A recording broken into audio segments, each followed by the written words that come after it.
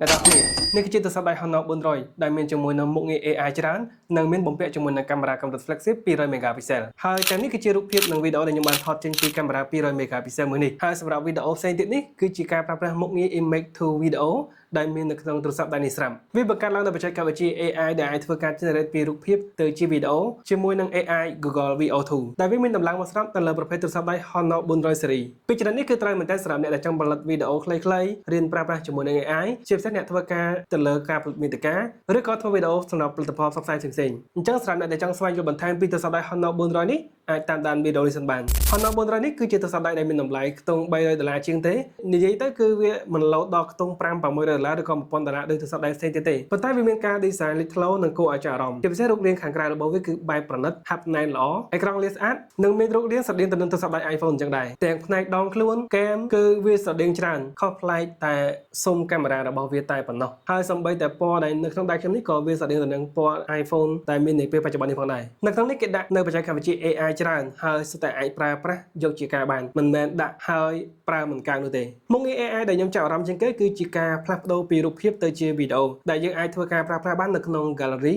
ហើយចូលទៅក្នុងពាក្យ create ចុចលើពាក្យ image to video ត្រង់កន្លែងនេះគឺយើងអាចធ្វើការជ្រើសរើសរូបភាពដែលយើងចង់ឲ្យវាទៅជាវីដេអូបានគ្រាន់តែថាយើងអាចសរសេរ prompt ឲ្យវាកែប្រែទៅតាមអ្វីដែលយើងចង់បាននោះទេហើយវីដេអូដែលវា generate ចេញមកនេះគឺមា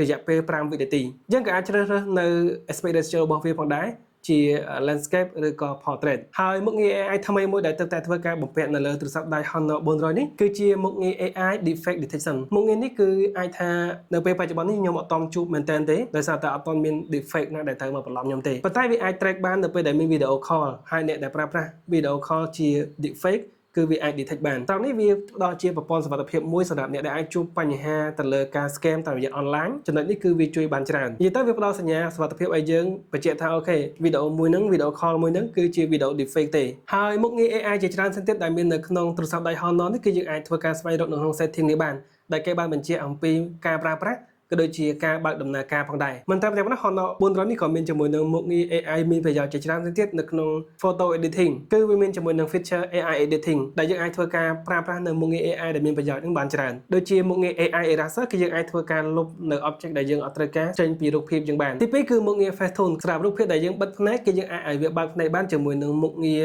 eye open វានឹងធ្វើការស្វែងរករូបភាពនៅក្នុង gallery របស់យើងហើយវានឹង replace ត្រង់ដែលរូបភាពដែលមានបិទភ្នែកផ្នែកនេះគឺលយមែនទែនមុខងារ AI ផ្សេងទៀតដែលមានប្រយោជន៍ដូចជាមុខងារ upscale សម្រាប់បងប្អូនដែលមានជាមួយនឹងរូបភាពចាស់ៗឬក៏រូបភាពដែលមិនសូវច្បាស់គឺអាចប្រើប្រាស់ជាមួយនឹងមុខងារ AI upscale នេះដើម្បីធ្វើឲ្យរូបភាពនឹងកាន់តែច្បាស់ប្រសើរជាងមុនហើយ AI cut out ក៏ជាមុខងារល្អមួយផងដែរយើងអាចធ្វើការចម្លងនៅរូបភាពផ្សេងៗនៅក្នុង image នេះផ្ទាល់តែម្ដងមុខងារ AI cut out មានសមត្ថភាពក្នុងការដកយករូបភាពចេញពីរូបមួយដាក់បញ្ចូលទៅក្នុងរូបមួយទៀតដោយមានភាពងាយស្រួលមិនចាំបាច់ប្រើប្រាស់នៅកម្មវិធីកាត់តផ្សេងនោះទេចំពោះមុខងារ AI outpainting គឺវាមានសមត្ថភាពក្នុងការពង្រីកបន្ថែមនៅរូបភាពឲ្យមានទំហំធំជាងមុននិយាយទៅកន្លែងនេះបើយើងចង់ពង្រីករូបយើងប៉ុន្តែយើងចង់រក្ស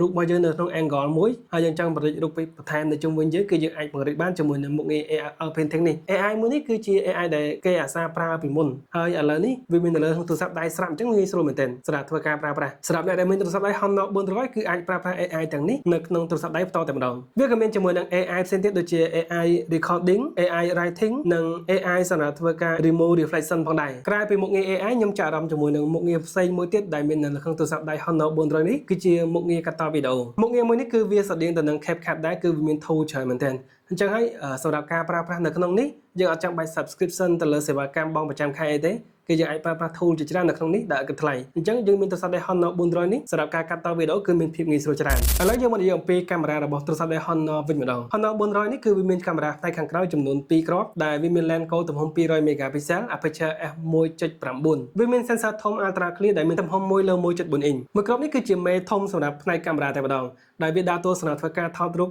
ក្នុងកម្រិត1គុណ2គុណនិង4គុណហើយអាចធ្វើការថតនៅក្នុង digital zoom រហូតដល់ទៅ30សកុនថែមទៀតផងហើយសម្រាប់ការថត zoom ពង្រីកនេះគឺវាមានជាមួយនឹងមុខងារ AI ជំនួយផងដែរlens កូន200 megapixel នេះគឺវាដំណើរការបានល្អខ្លាំងមែនទែនតែការថតរូបនៅក្នុងកម្រិត1គុណគឺវាថតបានសាបច្បាស់ល្អហើយយើងក៏អាចធ្វើការថតនៅក្នុង high resolution ផងដែរសម្រាប់ការថតនៅក្នុងកម្រិត2គុណគឺវាមានសភាពដិតដូចយើងប្រើប្រាស់ជាមួយនឹង sensor ទូទៅសម្រាប់ធ្វើការថតនៅលើទូរស័ព្ទដៃផ្សេងទៀតអញ្ចឹងហើយសម្រាប់ការថត4គុណក៏រក្សាគុណភាពបានល្អគ្រាន់តែថាបើយើងថត ពង្រីកចាប់ពី5គុណទៅដល់30គុណវាមានលក្ខណៈថាជា digital zoom ច្រើនអញ្ចឹងហើយវាពឹងលើ AI ច្រើនសម្រាប់ការថតពង្រីកនៅចាប់ពី5 zoom រហូតដល់ទៅ30 zoom នេះចំពោះ AI super zoom នេះនៅពេលដែលយើងថតពង្រីកគឺវាជួយឲ្យការថតហ្នឹងកាន់តែច្បាស់មួយកម្រិតទៀតហើយវាក៏ detect ថា object ហ្នឹងមានចលនាឬក៏អត់ផងដែរចំពោះការថតរូប portrait វាក៏មានជាមួយនឹង AI snap portrait ផងដែរគឺវាអាចជួយឲ្យយើងធ្វើការថតរូប portrait បានកាន់តែប្រសើរបើទោះបីជាតួអង្គឬក៏ object ដែលយើងធ្វើការថតហ្នឹងមានចលនាក៏ដោយក៏វាអាចធ្វើការចាប់រូបភាពបានច្បាស់ល្អផងដែរហើយនៅក្នុងមុខងារ photo portrait នេះក៏វាមានជាមួយនឹង film simulation សម្រាប់ធ្វើការជ្រើសរើសដែលក្រុមហ៊ុន Honor បានធ្វើការសហការជាមួយនឹង Hardcore Color បង្កើតជា filter សម្រាប់ប្រើប្រាស់មានច្រើនទម្រង់មែនទែនហើយសម្រាប់ការថតរូបចេញពី film simulation មួយនេះគឺរូបភាពចេញមកប្លែកតែម្ដងវាគឺជា color grading មួយដែលមាននៅក្នុងបច្ចេកទេសថតរូបកន្លងមកដែលមានការប្រើប្រាស់ច្រើនហើយចំពោះ lens ultra wide វាមានទំហំ12 megapixel មាន aperture f2.0 lens នេះគឺយើងអាចធ្វើការថតក្នុងប្លង់ទលាយបានក្នុងកម្រិត 0.6 គុណដែលវាអាចថតបានច្បាស់ល្អហើយសម្រាប់ lens ultra wide នេះយើងក៏អាចធ្វើការថតវីដេអូក្នុងកម្រិត 4K 30 frame បានផងដែរអូខេអ្នកនរនេះគឺជាវីដេអូដែលយើងថតចេញពីកាមេរ៉ា lens gold ពីកាមេរ៉ាផ្នែកខាងក្រោយទំហំ200 megapixel ហើយយើងថតមើលទៅវា close up បន្តិចដោយសារតែវាជា lens gold ក្នុង 23 mm អញ្ចឹងវាគិតមែនតើអញ្ចឹងយើងតិចទៀតយើងមកដូរជាមួយនឹង lens ultra wide វិញម្ដងអូខេតោះគ្នាឥឡូវយើងមកថតវីដេអូចេញពីកាមេរ៉ាផ្នែកខាងក្រោយដែលចេញពី lens ultra wide វិញម្ដងដែលវារៀងនឹងជាងហើយវារៀងទលាជាងនៅពេលដែលយើងប្រើប្រាស់នៅ lens ultra wide បែបនេះពួកបើយើងប្រើ lens gold វារៀង close up បន្តិចចឹងណាវារៀងគិតមែនតើHonor 400នេះមានអេក្រង់ផ្ទៃលាតស្មើល្អមែនទែនដែលវាមានទំហំ 6.55 អ៊ីងហើយវាគឺជាអេក្រង់ AMOLED បង្ហាញក្នុងកម្រិត 1000 nit ពណ៌មានល្បឿន refresh rate 120 Hz អេក្រង់នេះអាចធ្វើការជះពន្លឺភ្លឺខ្លាំងបំផុតរហូតដល់ទៅ 5000 nit ឯណោះគឺវាភ្លឺខ្លាំងមែនទែនហើយទូរស័ព្ទដៃ Flexi នាពេលបច្ចុប្បន្ននេះបកមកប្រើអេក្រង់លាតបែបនេះច្រើនគួរសមផងដែរកម្រិតគុណភាពអេក្រង់នេះគឺយើងអាចធ្វើការប្រើប្រាស់លេងហ្គេមអូសបណ្ដាញសង្គមទស្សនាវីដេអូផ្សេងៗអេក្រង់នេះគឺវាបង្ហាញពណ៌បានច្បាស់ល្អមែនទែនសម្រាប់ការទស្សនាវីដេអូនិងភាពយន្តផ្សេងៗនៅក្នុងកម្មវិធីមិនថា Netflix ឬក៏ YouTube នោះទេអាចថាវារៀងតូចជាងទូរស័ព្ទដៃ Flexi នៃពេលបច្ចុប្បន្ននេះបន្តិចមែនប៉ុន្តែទំហំប៉ុណ្នេះសម្រាប់ខ្ញុំគឺវាសមល្មមមែនតើមិនតូចពេកហើយក៏មិនធំពេកដែរហើយ Magic OS ចំនួនទី9ដែលដំណើរការលើ Android 15មួយនេះក៏វាបង្ហាញជាមួយនឹង interface ស្រស់ស្អាតថែមទៀតផងដែលវាអាចឲ្យយើងធ្វើការកំណត់មិនថា sim layout ក៏ដូចជាបង្ហាញនៅ icon ស្រស់ស្អាតមែនតើវាមានជាមួយនឹង animation ដែលចេញចូលកម្មវិធីក៏ដូចជាការផ្លាស់ប្ដូរនៅ wallpaper នោះគឺវាមានទម្រង់ស្អាតអាចឲ្យយើងធ្វើការជ្រើសរើសមានច្រើនពណ៌និងច្រើនជម្រើស Honor 400ក៏បានគិតគូរពីសុខភាពភ្នែករបស់អ្នកប្រើប្រាស់ផងដែរដែលអេក្រង់នេះមានកម្រិតការពារភ្នែកខ្ពស់ដែលវាមានជាមួយនឹង PWM dimming ដល់ទៅ 3840 Hz អាចការពារភ្នែកបានយ៉ាងល្អទូរស័ព្ទដៃនេះក៏មានជាមួយនឹងប្រព័ន្ធការពារជម្រាបទឹកនិងទទួលបានជាមួយនឹងកម្រិតភាពតាន់ផ្កាយ5តាន់ជាងមុនផងដែរ Honor 400នេះប្រើប្រាស់ជាមួយនឹងបន្ទះ chip Snapdragon 7 Gen 3ដែលមានជាមួយនឹងទំហំផ្ទុក 512GB និងទំហំ RAM 24GB ដែលបូករួមជាមួយនឹង RAM ចំណុចបន្ថែមស្ពេចប៉ុណ្នេះគឺវាអាចឲ្យយើងធ្វើការអូសដំណើរការជាមួយនឹងកម្មវិធីជាច្រើនក្នុងពេលតែមួយបានយ៉ាងរលូនអត់ជាបញ្ហានោះទេហើយយើងក៏អាចប្រើប្រាស់ជាមួយនឹងកម្មវិធី game ជាច្រើនផ្សេងទៀតដោយមិនមានជាបញ្ហាផងដែរហើយចំពោះការតេស្តបន្ទុកនៅលើកម្មវិធី AnTuTu Benchmark វាទទួលបានបន្ទុកខ្ទង់ 8,26448 នៅលើ Engagement 6 វាទទួលបានបន្ទុក Single Core 1090 និង Multi Core វាទទួលបានបន្ទុក 3103 និយាយទៅបន្ទុកប៉ុណ្នេះយើងអាចសន្និដ្ឋានបានថាវាគឺជាទូរស័ព្ទដៃកម្រិតបង្គោលមួយដែលមានជាមួយនឹងសមត្ថភាពល្អក្នុងបាសហើយដែលយើងអាចធ្វើការប្រើប្រាស់បានច្រើនទម្រង់ទាំងការងារ AI ក៏ដូចជាការប្រើប្រាស់ជាមួយនឹងសម្រាប់កម្សាន្តដូចជាការលេង game និងការទស្សនាភាពយន្តផងដែរខ្ញុំផ្ទាល់ក៏ខ្ញុំបានធ្វើការតេស្តសាកល្បងលេង game ជាច្រើនផងដែរដូចជា game Mobile Legends គឺអត់ជាបញ្ហានោះទេហើយសម្រាប់ game Delta Force ក៏យើងអាចលេងបានផងដែរជាមួយនឹង frame rate ខ្ពស់ហើយយើងក៏អាចលេង game ផ្សេងទៀតដែល support ជាមួយនឹង controller ឬក៏ជាប្រភេទ game ដែល high graphic ក៏អាចលេងនៅលើនេះផងដែរហើយដើម្បីឲ្យ game ដំណើរការបានស្មូតរលូននេះក្រុមហ៊ុន Honor ក៏បានធ្វើការបន្ថែមជាមួយនឹង GPU Turbo Gaming Engine និង OS Turbo X សម្រាប់ធ្វើការដំណើរការ game នឹងឲ្យកាន់តែប្រសើរមួយកម្រិតទៀតចំពោះការលេង game នេះទេសោតខ្ញុំបានលេង game ជាច្រើនថ្ងៃជាប់គ្នាផងដែរឃើញថាសម្រាប់ការលេង game ក្រៅ1ម៉ោងដំបូងperformance គឺវាមិនធ្លាក់នោះទេហើយកម្ដៅក៏វារក្សាស្ថិរភាពបានល្អក្នុងបាសផងដែរហើយថ្មវិញគឺវាមិនងាយទៅណានោះទេទំហំថ្មក្នុងនេះគឺមានរហូតដល់ទៅ 6000 mAh វា support ការសាករហូតដល់ទៅ 80W ដែលនៅក្នុងប្រអប់យើងនឹងទទួលបានជាមួយនឹងដុំសាកខ្ទង់ 100W ដែលដុំសាកនេះគឺវា support ទាំងការសាកនៅលើទូរស័ព្ទដៃឲ្យបានលឿនក៏ដូចជា support នៅឧបករណ៍ផ្សេងទៀតផងដែរយើងអាចប្រើប្រាស់ដុំសាកនេះដើម្បីធ្វើការសាកទៅឧបករណ៍ផ្សេងទៀតដែលមានដំណើរការជាមួយនឹង 100W ឬក៏ 80W បានដូចជា computer ឬក៏ gaming handheld ថែមទៀតផងទំហំថ្មរហូតដល់ទៅ 6000 mAh ប៉ុ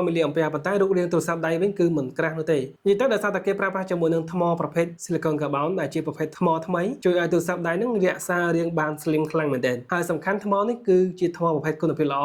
ដែលអាចប្រើប្រាស់បានយូរជាក់ស្ដែង6000 mAh នេះគឺយើងអាចប្រើប្រាស់ក្នុងមួយថ្ងៃពេញលើកឡើងសល់ខ្ទង់40% ថែមទៀតផងហើយកម្លាំងសាក80 W នេះអាចបញ្ចូលថ្មពី 0% ទៅ 100% វាចំណាយពេលខ្ទង់1ម៉ោងប៉ុណ្ណោះហើយសម្រាប់ការសាកត្រឹមតែ10នាទីទេយើងអាចដកមកប្រើប្រាស់ហ្នឹងទៅលើការប្រើប្រាស់ទូទៅអស់បណ្ដាញសង្គមហ្នឹងគឺខ្ទង់5ម៉ោងអត់ជាបញ្ហាឡើយសរុបមកវិញសម្រាប់ទស្សនៈ Honor 400នេះកញ្ចប់តម្លៃ$369ខ្ញុំគិតថាគឺជាកញ្ចប់តម្លៃដ៏សមរម្យនេះគឺជាទូរស័ព្ទដៃដែលមានជាមួយនឹង chipset Snapdragon 7 Gen 3មានកាមេរ៉ាធំ200 megapixel មានជាមួយនឹងប្រព័ន្ធ AI ជាច្រើនដែលជាតម្រូវការប្រើប្រាស់នៅក្នុងពេលបច្ចុប្បន្ននេះគឺច្រើនមែនទែនមានអេក្រង់ AMOLED 120Hz មានទំហំថ្មធំ6000 mAh support ការសាក80 W និយាយទៅស្ពេកនេះគឺល្អសម្រាប់ការប្រើប្រាស់នាពេលបច្ចុប្បន្នហើយសម្រាប់អ្នកដែលចូលចិត្តផលិតវីដេអូហើយនឹងថតរូបគឺត្រូវច្រើនប៉ុន្តែបើអ្នកទាំងអស់គ្នាគិតថាស្ពេកនេះអត់ត្រូវទេសម្រាប់ model Honor 400ក៏មានជាមួយនឹងបងធំវាមួយទៀតគឺ Honor 400 Pro ដែលវាប្រើប្រាស់ជាមួយនឹង chip Snapdragon 8 Gen 3មានអេក្រង់កោង support ការសាករហូតដល់ទៅ100 W និងមានជាមួយនឹងប្រព័ន្ធការពារជម្រាលទឹក IP69 ដូចខ្ញុំនិយាយចឹងបើ Honor 400 អត់ត្រូវអាចមើលលើ Honor 400 Pro បាននិយាយទៅវីដេអូនេះគឺមានតែប៉ុណ្្នឹងទេអរគុណច្រើនសម្រាប់ការទស្សនាវីដេអូមួយនេះជួបគ្នានៅវីដេអូក្រោយ